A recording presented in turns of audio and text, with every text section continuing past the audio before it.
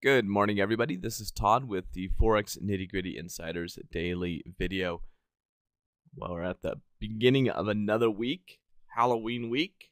We are going to take a look here at the daily charts again, just to kind of see where we're sitting in relationship to support and resistance on the longer term, so that we can get prepared for the movements that may happen.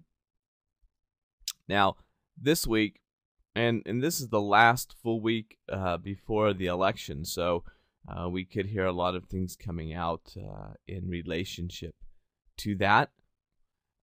Today being Monday, we don't have a ton of things coming out.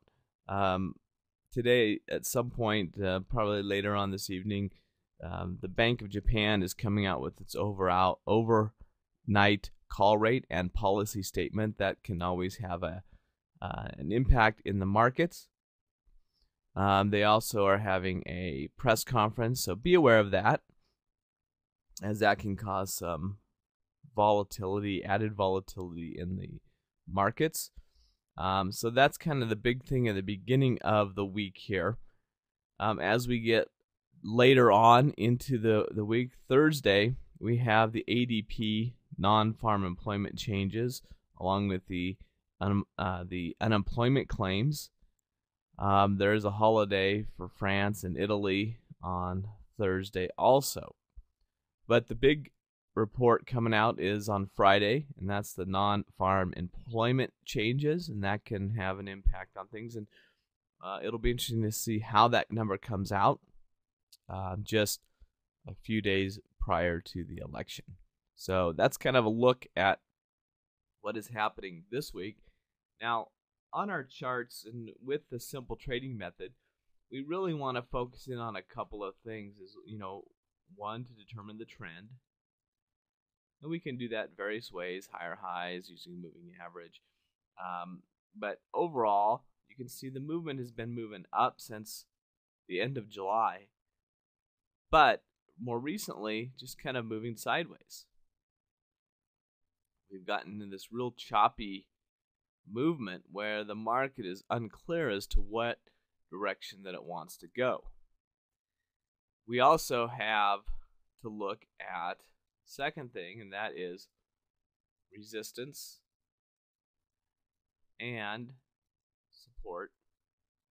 So as we look here, we can see a resistance and a support level where we've got sellers and buyers fighting for dominance in the direction it's going to go. And when that dominance is equal, then we get this sideways consolidation. And so as we look at the simple trading method, we need to keep that in consideration. Currently, we're back down towards the support level, so look for the price to move up off of that. So that's kind of the euro dollar. The Aussie dollar, we had some pretty good support being held here, and it looks like we're back up, maybe a little bit of resistance here. So keep an eye on that as the price comes up toward these old highs here again.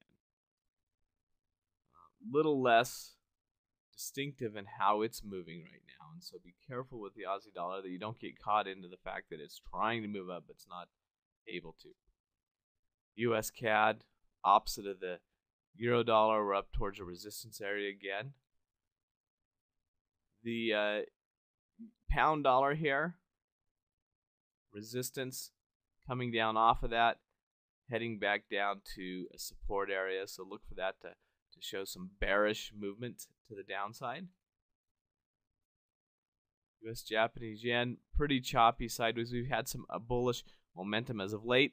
Look for a pullback. Even trading the simple trading method on the daily charts, if it starts to move back up again, would be something that we would consider for an upward movement. And last but not least, the US CAD. We've really kind of taken out even the biggest channel. We've taken that out. And so we're going to look for opportunities to trade this as it continues to move up. So that's kind of what's happening on the daily chart. Remember to look for the trend and support and resistance to make sure that you are trading on the right side of the market. So until tomorrow, everybody have a great day, and we will talk to you soon. Thanks.